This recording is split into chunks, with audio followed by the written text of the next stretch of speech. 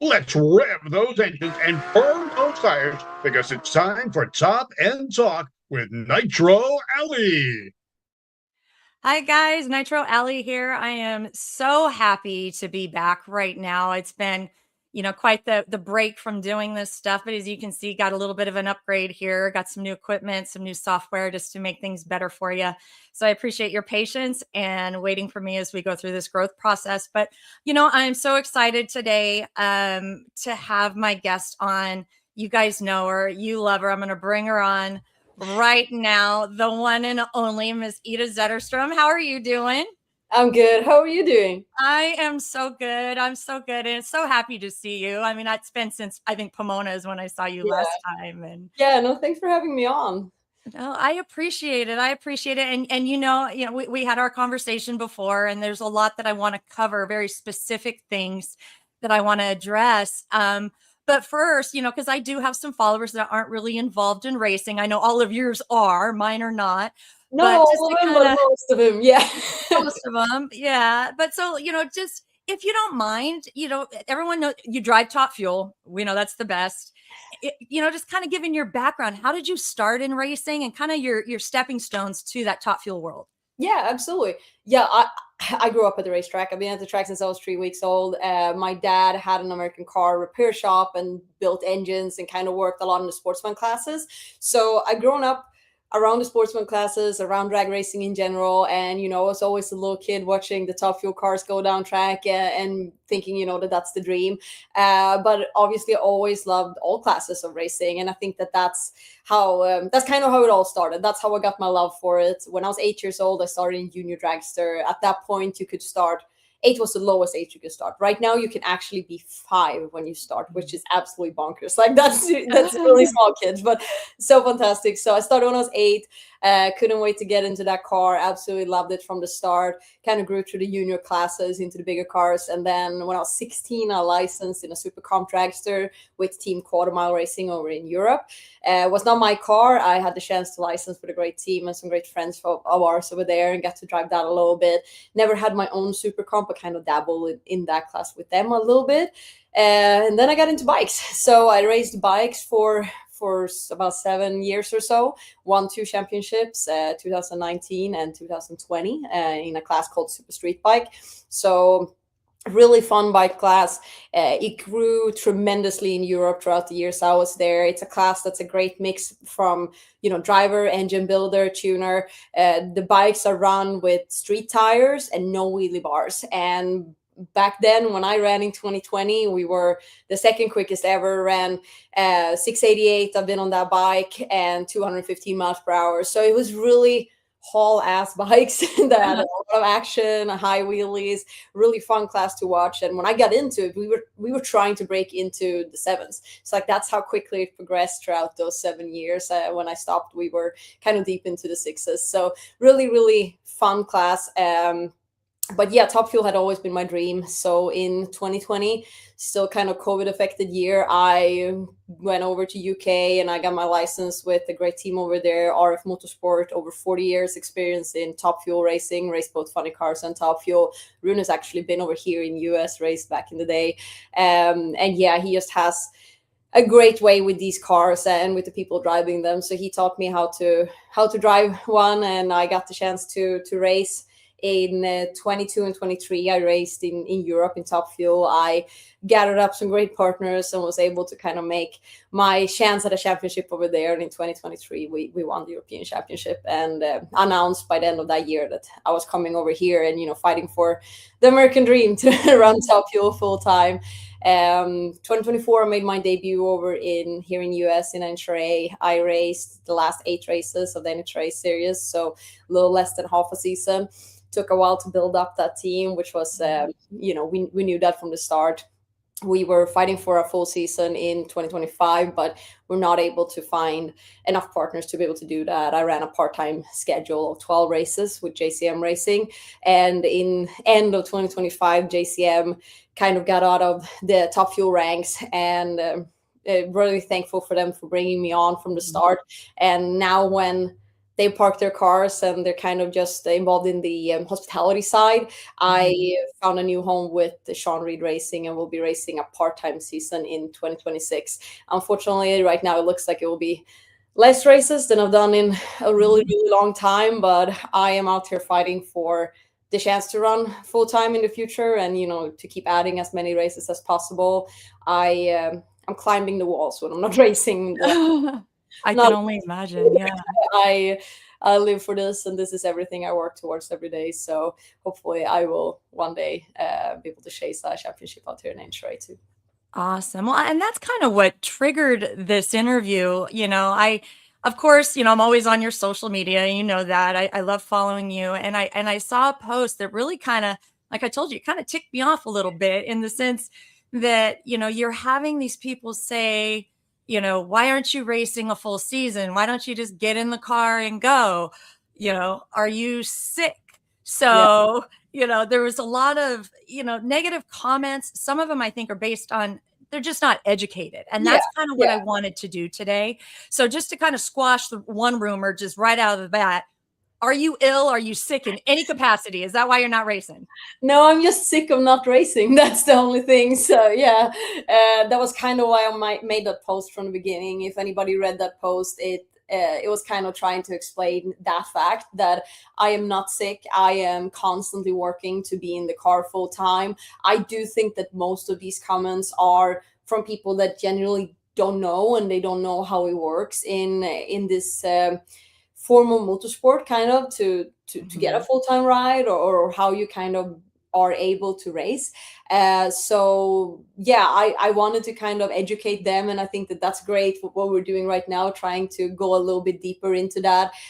For me, the main reason why I wanted to make that post was because I started seeing a lot of people saying, get well soon, sorry to see you're ill, sorry to see you're out due to, injury or sickness. And I felt, no. Now we gotta put a lid on this really quickly. Like, I am not sick. I am not in any way, out of the car because I can't race. I am 100% ready to go at any time. I have suit and helmet and everything at the racetrack. So if anybody would, for some reason, get a heat stroke when we're at somewhere, I am ready to jump in.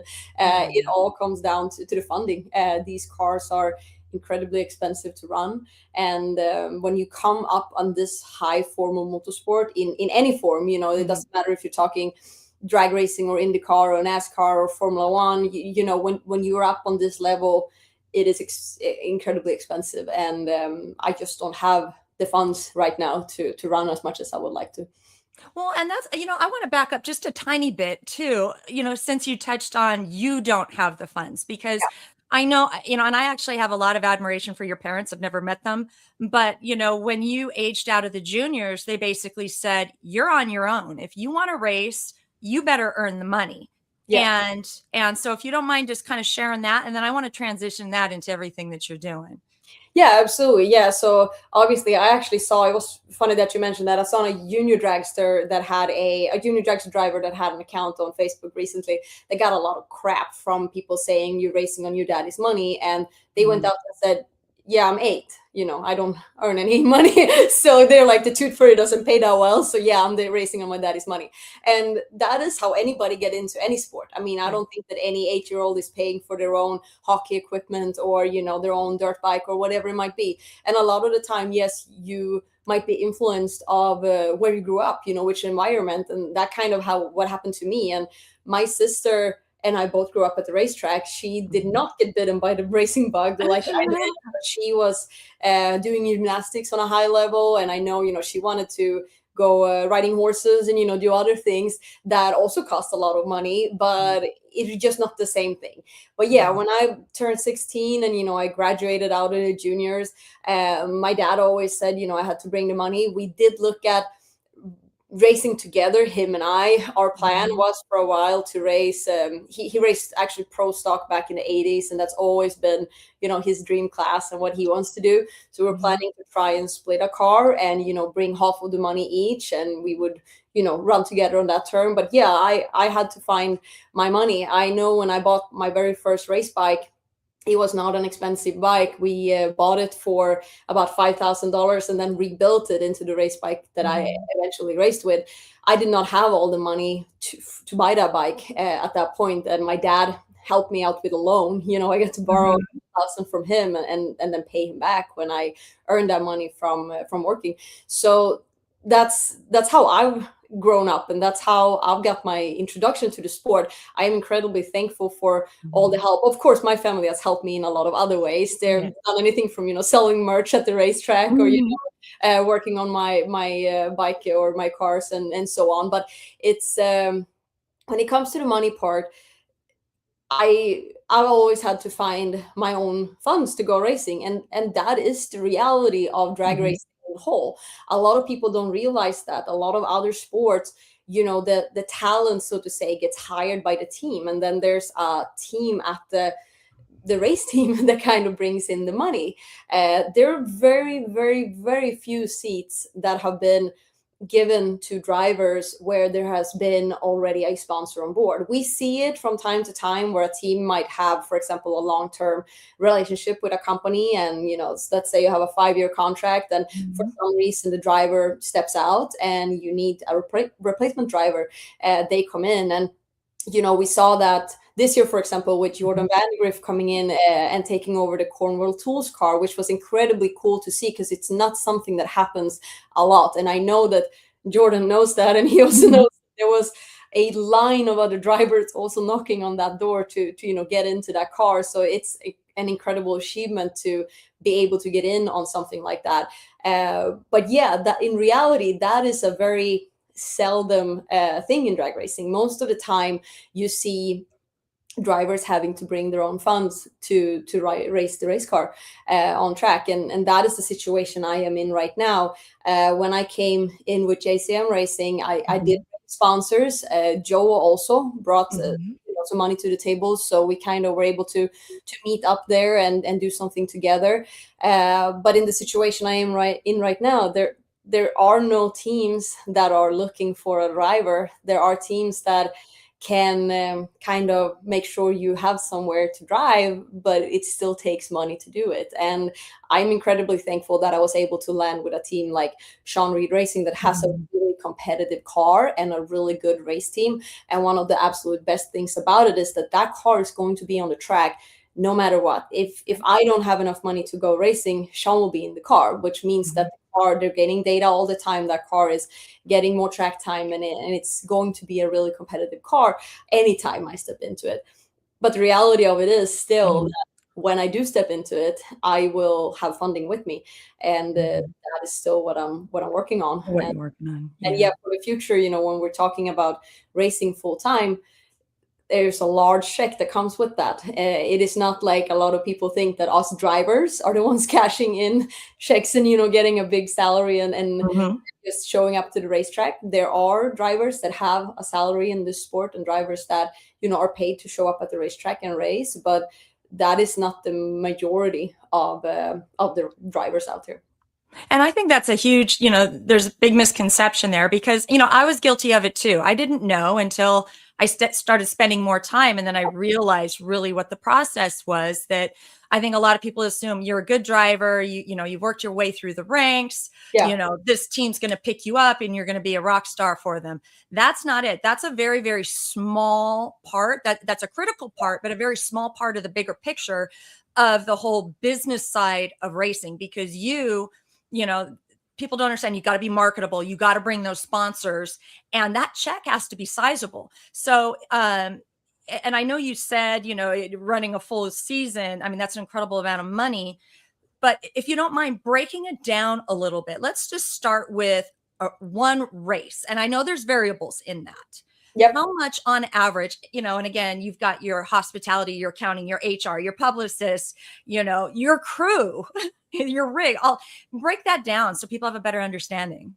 Yeah, and I will say, just to make this clear, because this is a two-edged sword. Like we hear people complaining about the fact that you don't have enough money to go racing in a situation like I am. But I also want to make it really clear that just because you have money does not mean that the door automatically opens either. You need to have the talent. And I will say that some of the drivers that we have out here today that have been able to find that money and find a ride, they have not been able to just get that ride because they have money. I saw a quote the other day and it said, money doesn't buy balls. And I think that fits very well into drag racing. You can have a big amount of money from any sponsor that's backing you, but you're going to be able to go out there and do it. And you're going to be able to go out there and, turn those win lights on and be a real badass in that race car and be representative to all your sponsors and be out there and talk for the team. And there's a lot that goes on at the races other than just driving the race car.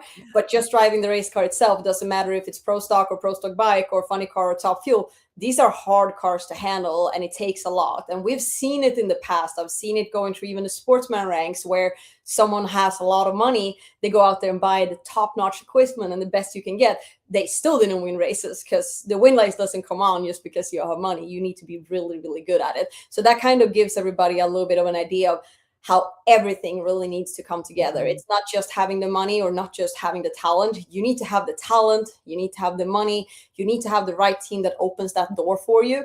And that's when it all clicks. And I think that's what we've seen with some of these drivers that have been in the sport for a long time now. And, in championship hunt, and they're really good at it. They have a strong backing. They don't have to get in the car and think about, this is my one and only race in a couple 3 months or whatever. I gotta make it count and I gotta prove this and this to that sponsor. They just go in and they think about driving that race car the way that they know how to do it, and that's how they turn on win lights. But yeah, if we break it down a little bit more on cost, so on average, this is a little bit of a question of how much do you want to spend? Some race teams spend 3 million, some race teams spend 3.5 million, some spend 4, some spend 5, and we know race teams out there that spend 6 million a year.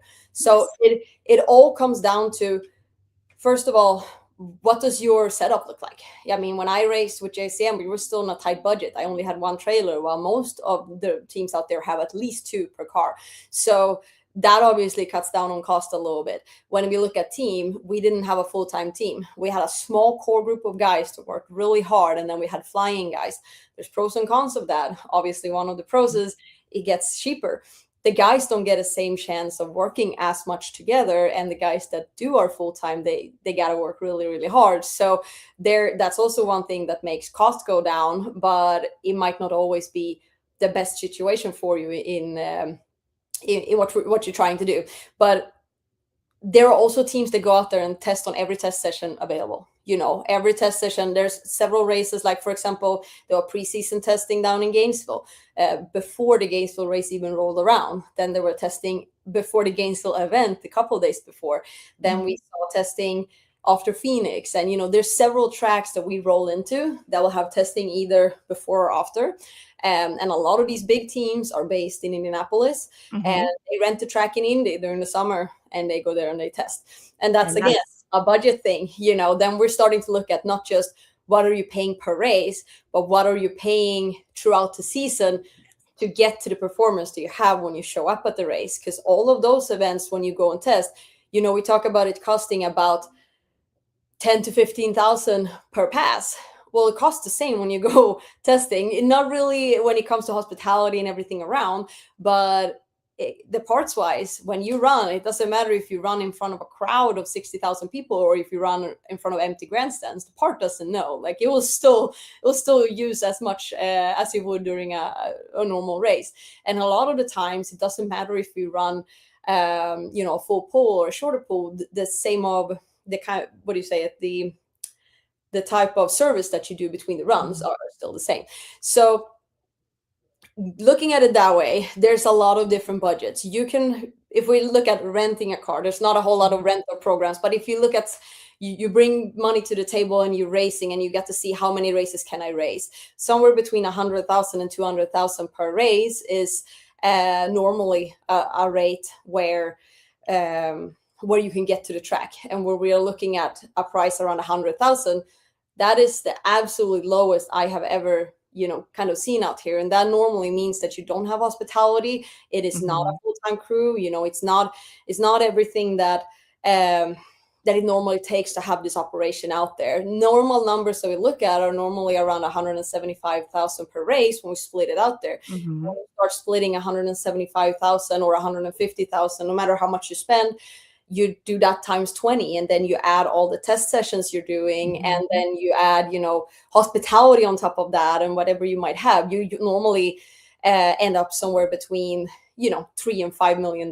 That's kind of a rough number. There's a wide variation of budgets out here around the teams, but when we come to the teams that are fighting for a championship, they normally average around $4 million out here.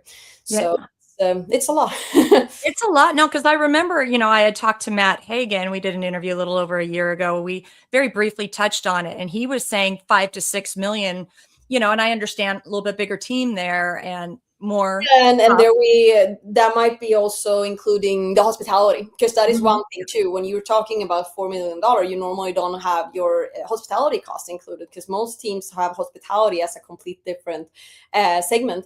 And then another thing to take in consideration there is that Matt is in a funny car, and a funny car is normally about $500,000 more than a Top Fuel team, just because the bodies themselves are so expensive. So when you're looking at a body for a funny car, with work and everything that's on it, it's I think around $125,000 to $150,000, just for one of the bodies. And you don't know when you start your season how many bodies you're going to go through. So everybody obviously have bodies on stock, and you kind of need a body or a budget for if you need more bodies.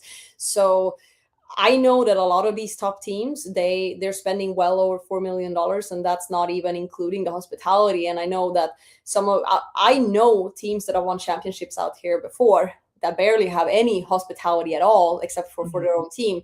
And they openly talk about spending $6 million out here without having hospitality. So obviously I don't want to say that that's what everybody spent, because it is not. But I know that if the teams that right now are spending $3 million were able to spend 4 or 5, they would probably have a different playbook when they come out to the races, because that means that you would be able to test more. That means that you would be able to have more parts in stock. It means that you might be able to try things that you right now are scared of trying, because you don't know if it's gonna work or not, and that might end up being expensive if you blow something up. And you're kind of racing very conservative when you're on a super tight budget. And I know what that's like. I've been in that situation, and not just here but in Europe as well. And it is that is not the ultimate goal of how you want to be, the situation you want to be in.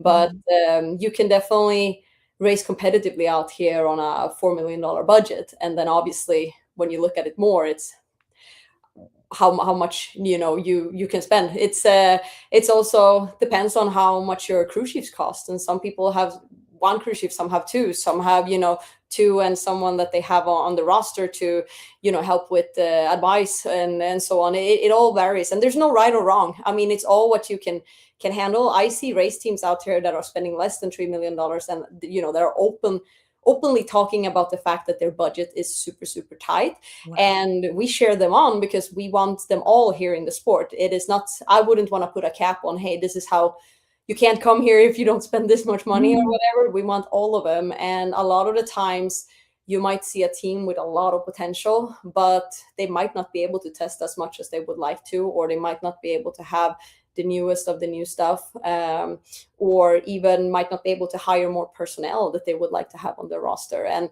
that can set you back. It definitely can. But it all has to do with how much money you kind of have to play with, and how much sponsors you're able to bring on board, Well, and I want to talk about that a little bit too, because that's another aspect of the business side is the sponsors, or I know you've related to them before. They're really your partners, because you're working for them, you're representing them. And everyone just thinks, oh, I'm a great racer, make a call, will you sponsor me? It is way more than that. Yes. And I know back in the day, and I think you've discussed this before, I'll put the sticker on the car. Yay, we're good to go. I'll take the check and then done. That's not it. So, I mean, can you walk people through a little bit from the start, from what you do when you're first approaching a partner, and just kind of what you need to do to maintain that relationship and hopefully continue that sponsorship down the road or partnership down the road? Yeah, absolutely. And that is it's a very valid question, because I do get a lot of messages, and don't get me wrong, I appreciate this a lot, but I get a lot of people that message me and say, hey, you've never thought about reaching out to Walmart, or they just throw some big company out, and normally I can't answer because I can't give them a short enough answer to explain why it doesn't work that way. But all of us racers, we know companies out there that obviously are big companies. Just because you're a big company does not mean that you would be a good fit for drag racing. First of all, you need to figure out, why is this company a good fit for us? Do we reach their demographic?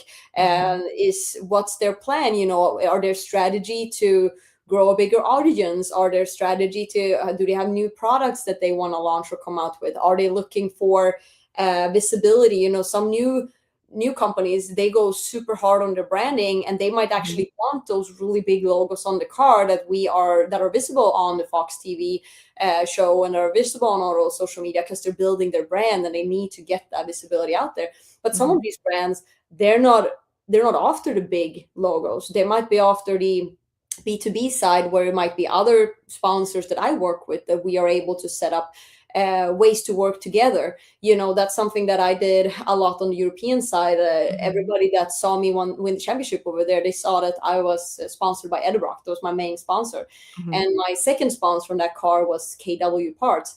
And KW Parts, they sold Edelbrock parts. So what we did is, obviously, we worked together, all three of us, as a B2B plan, where we pushed the Edelbrock products through the KW Parts program, and we got it out to both B2B and B2C, where they had their customers. And that was a way for everybody to make money off what we're doing, because that's essentially what you're looking for. You need to make these companies money. Everybody seemed to think about sponsors not as a partner, but they see it as, oh, this might be a company that have a lot of money to spend. See if you can ask basically for a handout, and then as a thank you, you put a logo on the car. But that is far from how it works. And when you see successful branding out here at the track, and successful business setups with these teams, it's a lot of times it's quite little about what you're doing with just the logo on your car. It is what's happening behind the scenes. I mean, some of these companies, they bring hundreds of personnel out to the track every weekend and have in hospitality. It might be their existing customers, it might be new customers that they're working for, it might be appreciation for employees that are working for them. There's a lot of things happening at the track and in our own hospitalities that a lot of the fans don't know when they're watching TV. They just see the logo on the car, but they don't see the brand building that goes on behind that. But they also don't see is that a lot of us racers out there, we go and do other stuff on the side. A lot of times you might be going and visiting stores for the company that you're representing, or you might be I've been in a lot of trade shows, for example, where they have their biggest customers. So when we have a breakfast in the morning, I'm at that breakfast, and I talk to them, and we talk about racing. I might have my race car in their display, and we kind of bring value in more ways than everybody sees just in social media and on TV. A lot of the time it's also pit tours. I've had some of my absolute favorite pit tours with sponsors. I had, for example, VP Racing. They came out, bless them, they came out very early on Sunday morning. We started, I think, at 10 in St. Louis. They were in my pit 8 a.m. and we had a chat as I was fueling the car. We stood there talking about race fuel and every product that we used from VP Racing that they recognized, and we saw the guys using the brake clean in the back, and we had all of the guests sign my race tank, my fuel tank, as a good luck charm. And we made it to the final that weekend, and they were there watching that, and we had a great weekend together. So it's those moments that not everybody knows about, and it's a lot of work behind the scenes that happens on calls, in boardrooms, at different trips. Everybody just saw that I was at King of Hammers earlier this year, and it looked like I was just there for fun. And, it was a whole lot of fun. I absolutely love it out there in the desert. But we also shot several commercials for VP Racing when we were there, and, made sure that we work a lot on the content creation side. But yeah, it all depends on the company and what they want out of it. Every company might have a different thing that they're looking for. They might be looking for a brand ambassador. They might be looking, for that space on the car to have their logo more visible to get the brand recognition. But a lot of the time, it's the B2B side that's very important. It's the social media that is very important, because that's also somewhere where we're very strong. And it's also a lot of times the hospitality of them being able to either give back to the people that they work with or bring in potential new customers and kind of give them that VIP treatment at the racetrack that's hard to give anywhere else, since Nitro Allie have the open pit and we can give so much that you never see in any other sport. And it's when you start those conversations, you don't call the number on the website and say, hey, Amida, I raced this car, be part of our race team.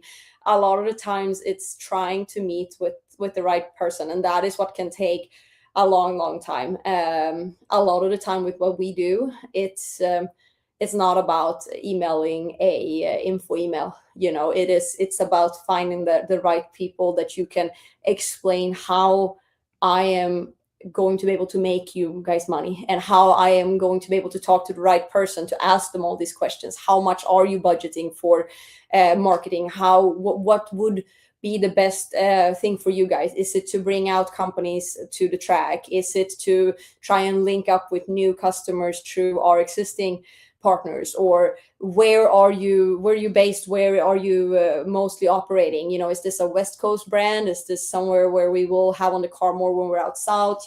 Trying to understand that, so that we don't just pitch them, hey, here's a logo on the car, what it costs. We pitch them something where they can look at it and know that, okay, if I partner with Ida for this, she's going to make me money. She's going to make me more customers. She's going to bring value back to my brand. And that is also how we feel. A lot of the time people come up to me at the track too, and they say, don't you feel bad asking people for money? And when they say that, like, my heart sinks, because I'm like, that is not how it works. I'm not asking anybody for their money. I'm not looking for a handout. I'm looking for a way to help them, for a way to be, an extension of their company, for a way to help them make money and to be part of their company long term. And that's what I want to do. I'm not looking for a handout. I'm looking for a way for us to partner together and be successful together, and be able to, in a way where I can be happy for them making more money, and they can be happy for me chasing championships out here. Like, that's what we want to see. And that's why it's a partnership, because you guys are helping each other, and this is something that, and I know, especially, because my kids used to race juniors and we tried to teach them certain things. And then I think you experience this too. So a lot of these things aren't taught, and you've kind of learned the hard way, and you're continuing to learn. There's a lot of trial and error that, hey, I got to sell myself. I got to prove my value. I got to show them the return on the investment. And again, there is so much struggle in doing that. And just even like you said, it's not just you're going to the race, put throttle down, whatever, go home, and you're at the beach. No, you are doing events. You are constantly busy, because essentially that's what you're paid, if you will, to do. And that's the other thing, if you don't mind touching on it a little bit, is everyone automatically thinks, oh, race car drivers, they're driving a Maserati and they have this big mansion. It's not like that at all. I mean, we have drivers out here that do have a salary that you can definitely, live well off out here. I don't, it's really hard when you're in a situation like I am in, when you're not racing full time and you don't have that link with a team where you have a big full-time salary and you're not fully funded. It is really hard. And the reality is that there are a lot of race car drivers out here in the pro classes in NHRA that does not have a salary from what they're doing, or that own their own team, and every cent that they have coming in, they put back into the team, either if that is, as bonuses to the crew, or, more test sessions or whatever it might be. But I know several of these team owners that don't pick up a salary from what they're doing out here. Everything that they put into the race team goes straight into the race team and not back to themselves. Because the reality is that there are a lot of team owners out here that are also the drivers, and many of them are not paid. A lot of them obviously have work on the side too, and a lot of the time that's the business that they are able to take some of the money off to put into their race team. Some of the race teams out here with the drivers that have a full-time business on the side, they might have sponsors, but they might also put in of their own money to actually go racing. So that is the reality. And we do see some race teams out here that have really, you know, been able to do it all with 100% sponsorship money and able to take out a full-time salary, you know, for themselves and go racing and do it very, very successfully. And that is the goal, you know, that is what we all want to do out here. I applaud them. Like, you know, that's what it should look like, 100% for every team. But just saying that in reality, that is not the full field, you know, that is not how it looks for everybody out there. And when it comes to, you know, reaching out for sponsors and so on, just like you said, most of us, we're taught ourselves, you know. I'm self-taught in that area, and I don't have anybody to lean back on. I don't have anybody that, you know, builds my sponsorship decks. I build all my sponsorship decks. I don't have anybody else that makes the outreach calls. I make the outreach calls. I don't have anybody else that makes the meeting, you know, have the meetings with the sponsors. If there's a board, and then there's me, you know. And when it comes to you know, negotiating contracts, it's me. And that's how it's been, you know. All the sponsors I do have to this day, I have made all those sponsorship contracts myself, you know, together with those companies. And I've been the one that have, you know, thought those through. And every company that I have worked with in the past, we still have a relationship with in some form. Some of them have grown substantially. Some of them are smaller due to the fact that they were more relatable in Europe, and we have them on board, but in a smaller form when we race in the US. But those relationships that we have built have been something that I cherish a lot, because obviously when you do look at it from other forms of sport or other forms of sports in general, it is not the driver themselves that have that main contact with the brands. And I do think that that's my strength in many ways, where I have that first form of contact with these brands. You know, they can call me at 11 at night with something that they're thinking of that we could market together, and we could brainstorm. And I love it, you know, because that is part of what I've grown to love with my job, like how I can do those things for the sponsors and how I can be there.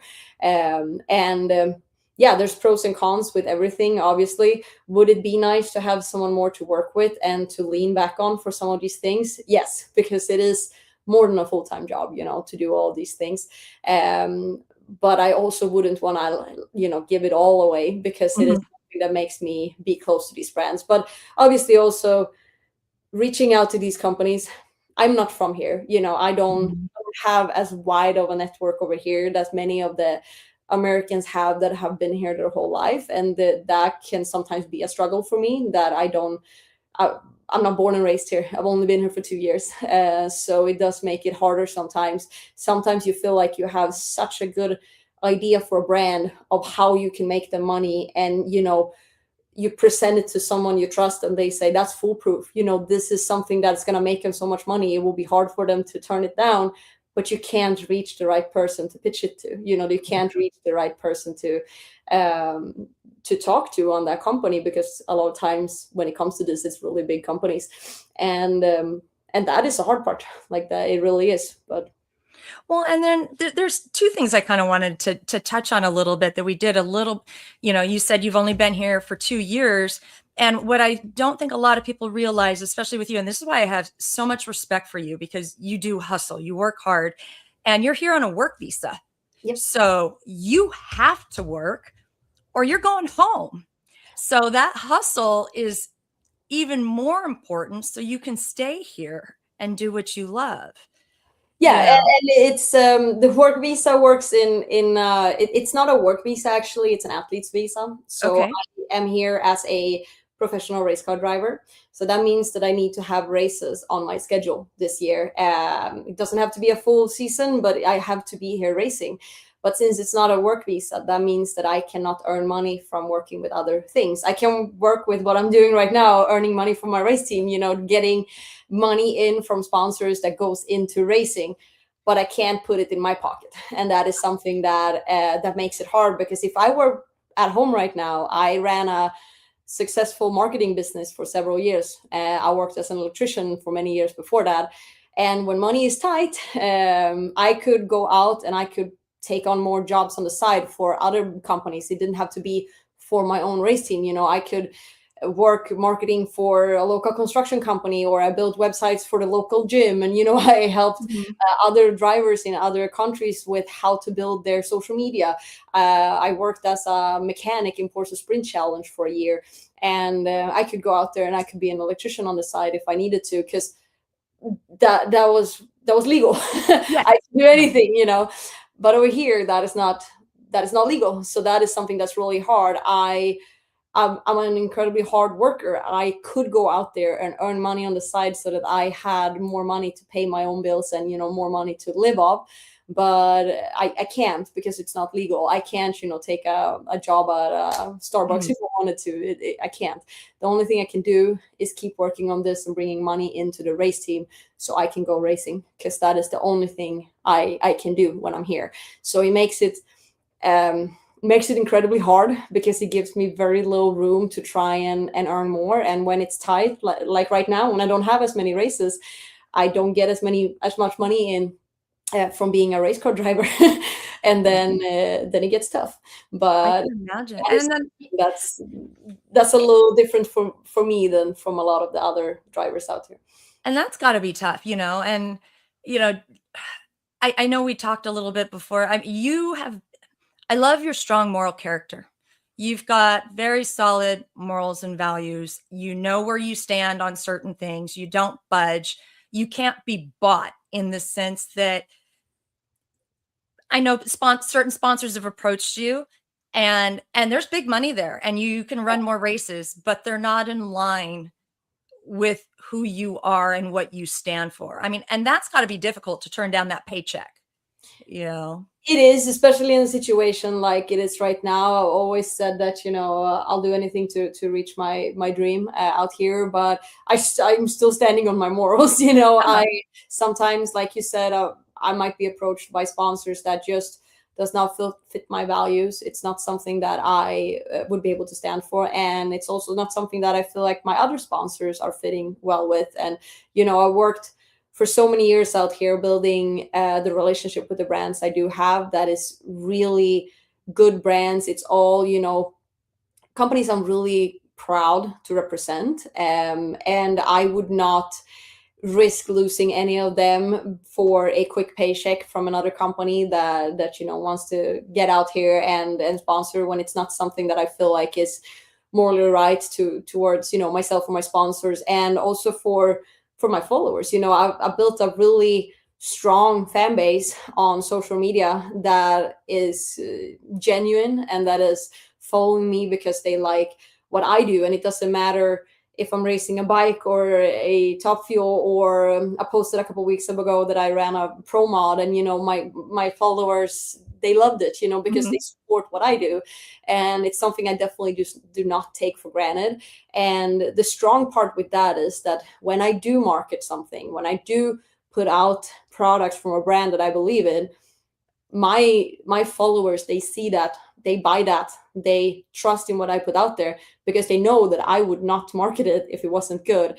And that is that check mark I want to keep with me, because I feel like it's something that's incredibly valuable when you go into these brands and you have these discussions, knowing that I have actual buyers that are watching my content. But if I lose my morals and I just go out there and put whatever out there just to be able to rise, that strength goes away, because those people will know that this is not a brand that she stands for, this is not a product that she believes in, or it's not something that I want the second generation of junior dragster drivers, or just young people in general that are watching me trying to succeed out there. I don't want them to see me take a shortcut. I don't want them to see me struggle like I kind of am right now. But sometimes you gotta struggle and work hard. And I do believe that when you don't take the easy route, you will get something that will work in long term. I have seen people throughout my career that have taken the easy route, and it looks very good for them for a year or two, and then all of a sudden they disappear, and because it's not something that's sustainable long term. You might lose something else for gaining that short-term win, for example. And that's not how I want to do it.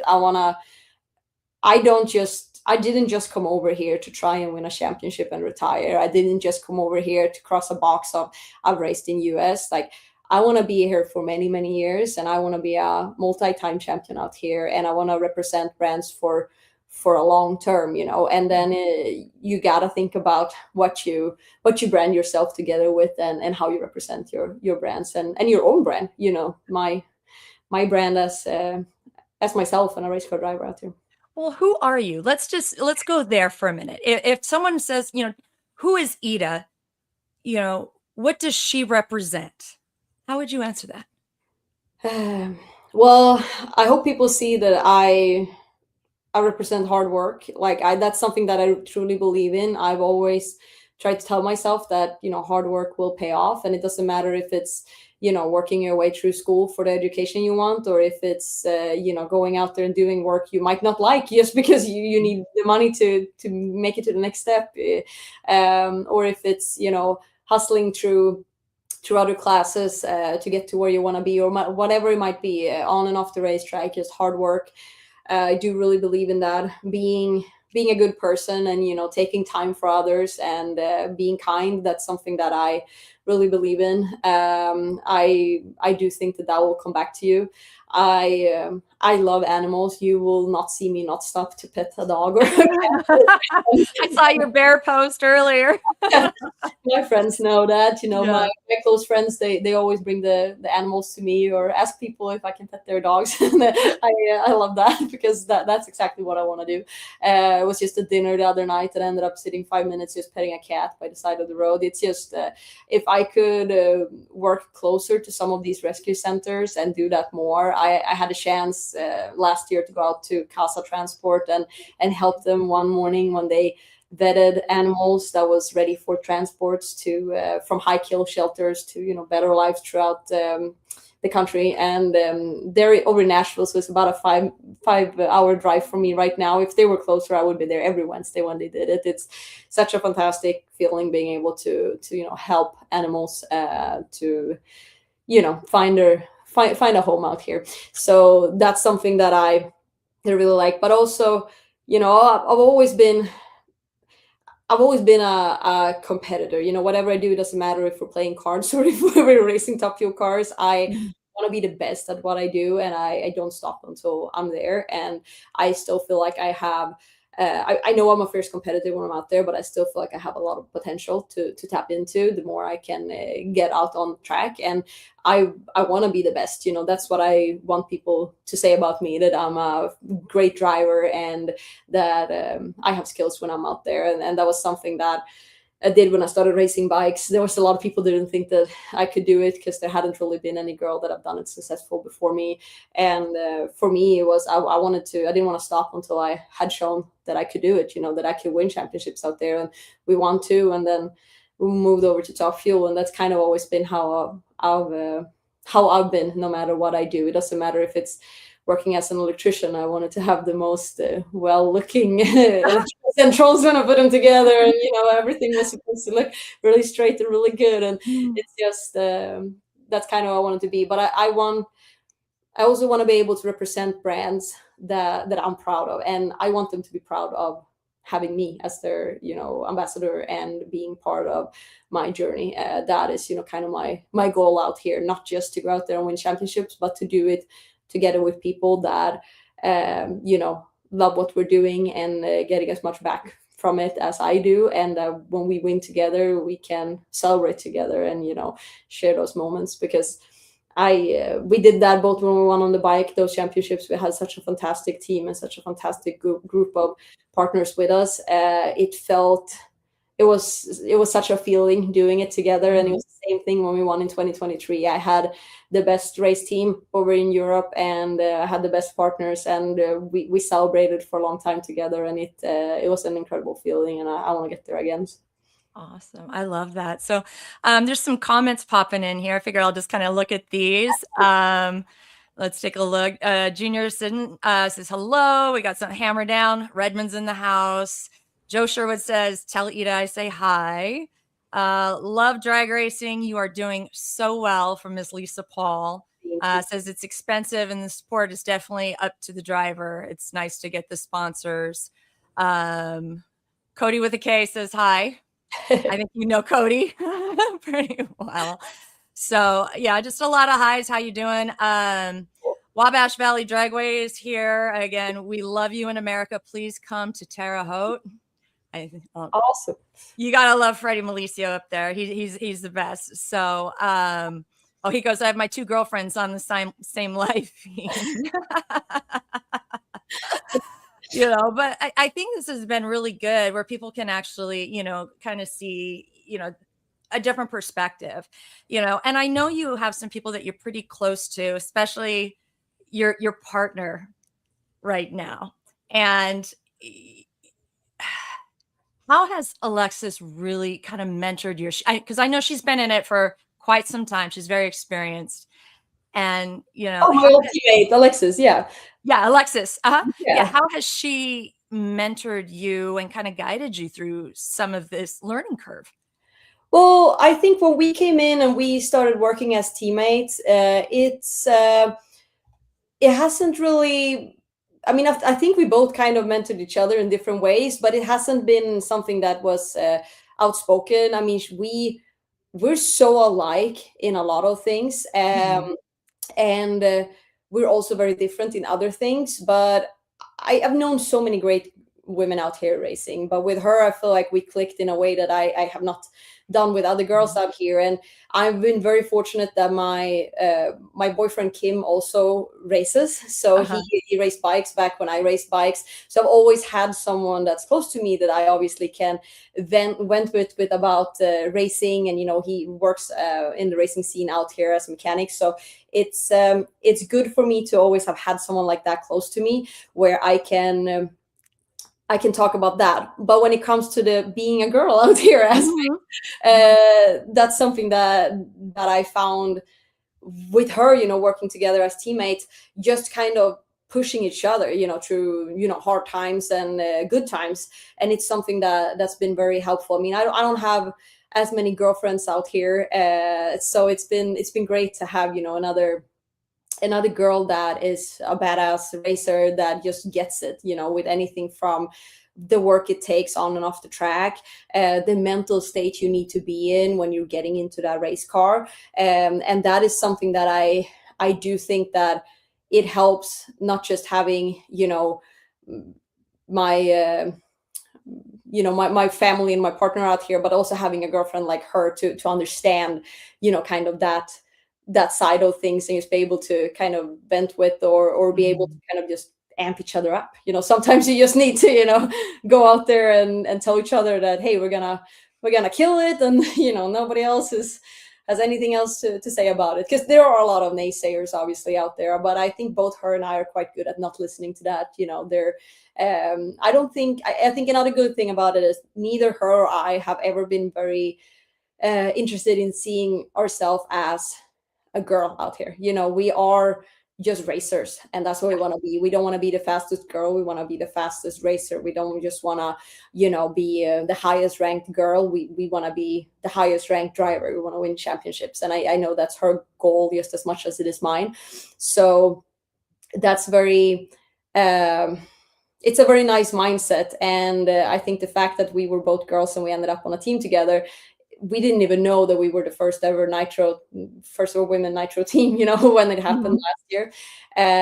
So it was kind of one of those cool things that we got to experience together and just get to know each other better. I'm so excited for her for this year with John Ford's Racing, and, you know, seeing her really getting into that car and becoming one with that car. And I know she already said that, you know, she feels right at home in that brand new car, and that she's loving racing it. So I'm kind of, when I'm not racing, I'm happy seeing her living out that dream, and you know, hoping that it will be my turn to step into the seat real soon. Oh, I'm sure it will. You know, and it's funny just with Alexis, I'll just share too. One of my daughters, Mary, I'll give her a shout out right now. She was actually wearing the shirt she bought years ago at the races of Alexis, you know. And then my youngest one, when she's just a little squirt, 10 years old, she goes up to her, has her sign the fire seat. I still have the picture, and she was just nice as can be, just nice as can be. So my kids, you know, she made a very positive impact on them, even though it's been a while. they don't forget those things, you know, and that's even what you're doing too. I mean, even the very first time I reached out to you, you know, over a year ago or whenever it was, you were so kind. And even just seeing you at the track, you make a point to make people feel special and welcome. And again, that shows, and I feel that's genuine. You're not putting on an act. And that is great because the sponsors are going to see that. Your partners are going to see that you are representing their brand, and that genuine personality that you have, that's truly who you are. And that's something I noticed not a show. right away too. Just like you said, you know, when she goes out there and she stands by the ropes, you know, she asks all the kids what their name is, and you know, she makes sure that they're all seen, and you know that you actually make eye contact and talk to people and spend a little bit of time with them, and that is something that not everybody does. And I do think that, you know, it does make a difference. And I try to be out by the ropes as much as I can. I obviously can't always do it because I also mix the fuel and pack my chutes, and you know, there's other things going on. But when I'm there, I try to really be there and make sure that I do talk to the people that have taken the time to come there, because I believe that one of the biggest things with drag racing is the open pit. The fact that you can get so up and close with the drivers and with the teams, and you can see the guys working on the cars, you know, tearing these 12,000 horsepower engines apart between every run. And I think that that's something that is hard to get somewhere else. And I do think when we talk about costs of racing, and you know, we throw around $3, $4, $5, $6 million amounts, a lot of people they think, oh my God, that's crazy. Well, actually, when you look at it and you compare it to IndyCar or NASCAR or Formula One, that is, you know, 2, 3, 4, 5, 10 times more expensive than drag racing is. It is actually an incredibly affordable sport for the sponsors to get into. Because if you look at what you're getting in drag racing, not just for, you know, the cost of a logo on the car, but everything around with how close you actually get to the driver, how 90% of the drivers out here work directly with the companies that they represent. That is not like that in all other sports. A lot of times you, as a company, you might work with the manager and you might say hi to one of the drivers, you know, when you're at the racetrack, but not the way we do it, not how closely we work with it. And also the fact that when you are representing a driver and the fans get that close to us, and they really, you know, I have fans that I talk to almost on the daily that send me stuff, you know, in my inbox, or send me packages, you know, to the race shop with, you know, stuff and like stuff like that. I feel like we are so much closer to our fans than a lot of these other sports are out here.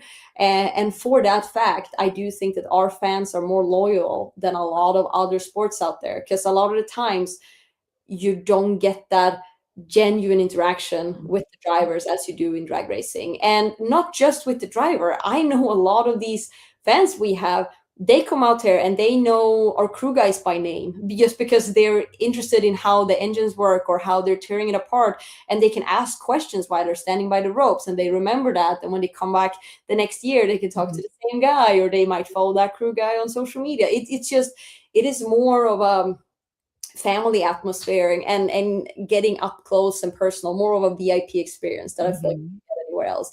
And when you're representing a driver like that, I think that that's kind of numbers that it's hard to give you hard numbers on that, because it's something that's so genuine, and that comes with our ambassadorships and our sponsorships.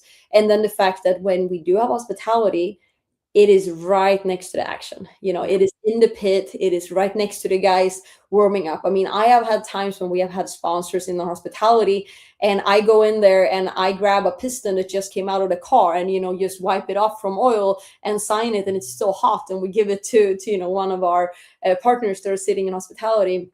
And that stuff like that is something that you don't see in a lot of other sports. And seeing that, and the costs that come with racing what we do, and the costs that come with racing, for example, NASCAR, IndyCar, and Formula One, I think that we are actually incredibly not cheap, but you know, it's more affordable. Yeah, a lot of value for the money in drag racing, a lot of value for the money. Another thing to think about is also that when you are racing two cars against each other. Every time we line up at the track, they're going to talk about both of us. You know, I line up there and I have a, you know, when I raced in Europe and I had the Edelbrock car, for example, they talked about Edelbrock every time we lined up. They talked about it every time we're there. If you're in a field with 40 other cars, they might not always talk about every sponsor on every car. It will be who is in the top or who just, you know, did something really good, you know, passed someone or unfortunately crashed or whatever it might be, that gets the most attention. But in drag racing, no matter which team you're on, you will get a lot of TV time, and then the rest, when it comes to social media and interactions in the pit and all that, it's a lot up to the driver and the team. But overall, no matter where you start, if it's with a lower team or a really, really top pro team, you get a lot of value for your money. I agree 100%. And that's one thing I always try to tell people. You can go talk to the drivers, you can be down there. It's great.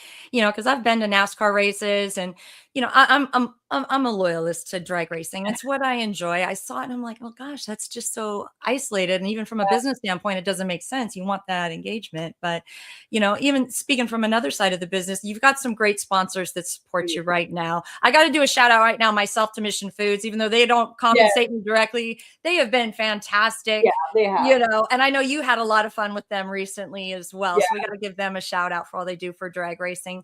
But you know, tell us about some of your other sponsors you want to show some love to.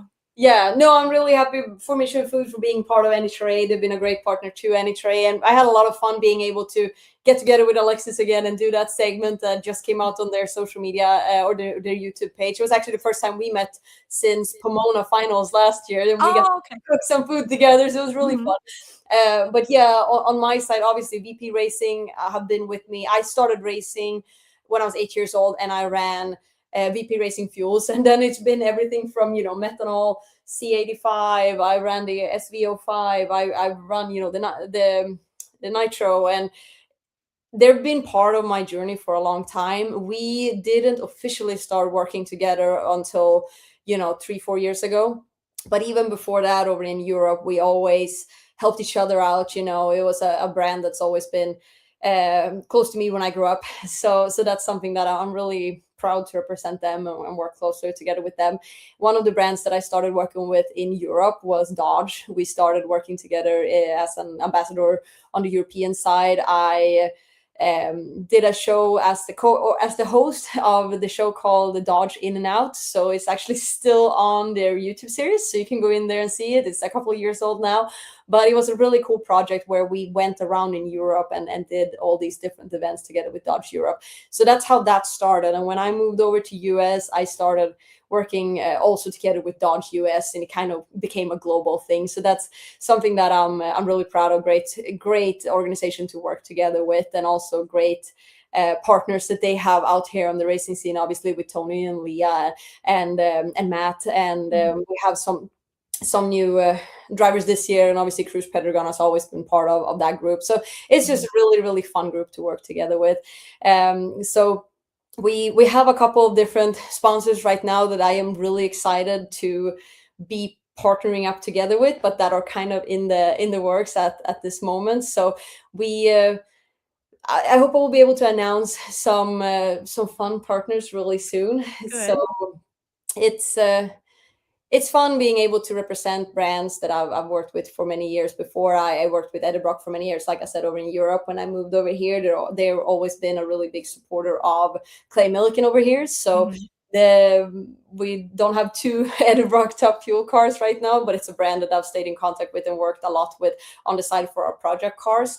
So that's been really fun. And a company that I worked with when I raced the bikes was Sonar Rotors and Tile, and they are actually a company that does turbochargers, blow-off valves, and wastegates, and they're all produced here in US, 100% US made, and it's fantastic products. We won the championship with them over in Europe, putting that turbo on the bike. I believe I was the first one. I was at least the first one in Europe to put that turbocharger on the bike, and we instantly set records and won the championship, and it's just been on a roll since then.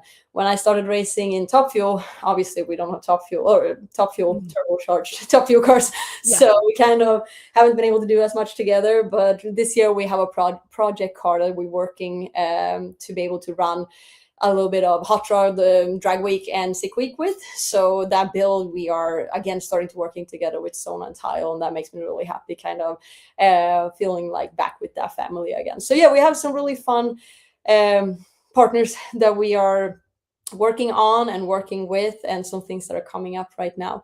But yeah, it's a cool journey. I love everybody I'm working with. I just need more people on this train to be able to, run more races. Well, and if anybody out there knows of anyone or is willing, give us your social media handles. I know you got a lot of them, so if they want to reach out to you. Yeah, absolutely. So on Instagram, that's my biggest platform. It's Dragster FIA. But if you search for my name, Ida Zetterstrom, it comes up. Just make sure you have the blue verified check mark, because there's a lot of scammers out there on all platforms. So that's how you find me on Instagram. Same on TikTok. Look for blue verification check mark. Facebook, I'm Ida Zetterström, blue verified check mark. You can also find me on LinkedIn. You can find me on YouTube. But yeah, it's I'll try to be very active on my social media. And even now when I'm not racing, I try to produce a lot of content and get stuff out there. So it's very appreciative, everybody that, still interacts with me when I'm there. And I do still get daily the questions when I'm getting out there racing again. It's actually not that long now. I do know when several of my races will be. I'm just not able to announce all of them yet. I do have one coming up quite soon. So I'm super, super excited for that. And I hope I can announce that in the next upcoming week, I hope. Awesome. Well, and of course, everyone knows it's the 75th anniversary of NHRA. So, I mean, it's definitely a special year. The special trophies, it just means a lot to everyone. So I'm really excited to see you out there again, whether you're on the microphone or in the seat. I'm excited to see you. And, thank you for taking the time to share this, and give me your time. I really appreciate it. And I just think it's very informative that people really understand that it's not just jump in that seat, hit the throttle and go. It's way more. There's a lot of money involved. It's not just a weekend racer kind of thing. So thank you for sharing that with everybody. Well, thank you for giving me a platform to do that. It is a topic that you can talk about for a long time, and I know a lot of the times when we talk about these numbers, you just hear the price. But if you break it down and you're going even further, and we start talking about value, like we talked a little bit about by the end, the value of getting involved in this sport is actually some of the best priced way to both have great ambassadors out here, being involved in a massive B2B network, getting the marketing both on Fox Sport and on social media, more than you can see in other sports. I know what it costs to be involved in some of the other sports, not just motorsports, sports in general. I know what it costs to have an ad on TV. I know a lot of these numbers from running a marketing company, and I will say that when we can give return on investment the way we do, it will surprise a lot of these brands. I know, for example, I talked to someone recently, and they said, this last month, this was in December, I believe, and they said, we are not racing in December, so we're losing the TV numbers from Fox for December month. That is true. We didn't have any races on Fox, so we lost probably between 1.5 million and 3 million in a month's views. That is normally what a month can look like. But I had 13 million views on my own social media in that month. So that kind of gives you a little bit of an idea that it is not just about the numbers that we see on Fox. It is so much more. It is what we can do in person. It is what we can do at the track. It's what we can do with social media. That is numbers that are not just the same as the Fox stream, they can be even larger than that. And it is ads that we can really control the narrative ourselves. So I hope that we will get more brands coming in here. I know that one of the things that I'm doing that makes this harder is that I'm trying to get new brands in. I am not trying to look at what logos are already out here and trying to get a piece of that. I am trying to get new brands to be involved with drag racing, because that is how we're going to grow the sport and make this bigger, not just for me, but for everybody that's out here. And that takes more time. And that is not a proven concept. And it's doors that you have to knock down and prove to them why this is worth it, and it takes time. So yes, it looks right now, I'm not in the car, and it is a lot of hard work, but I'm hoping that all the foundation that I'm laying right now is something that we will be able to talk about, 3 years from now, when we are, in a championship hunt by this time, and showing that we have long-term partners out here. Awesome. Well, again, thank you so much for your time. And, we're excited to see where you're going to go. And I can't wait to cheer you on when you get that championship. Thank you. Thank you. All right, guys. All right. Thank you so much, Ida. We'll chat with you again soon. All right, guys. Thank you so much for joining in tonight. It feels really good to be back here, and I hope to have some more interviews coming up with you regularly. So I'm going to go ahead and sign off the same way I always do. God bless you. God bless America and our first responders. And take your friends to the drag strip, and let's keep drag racing alive. All right, guys. We'll see you later. Bye-bye.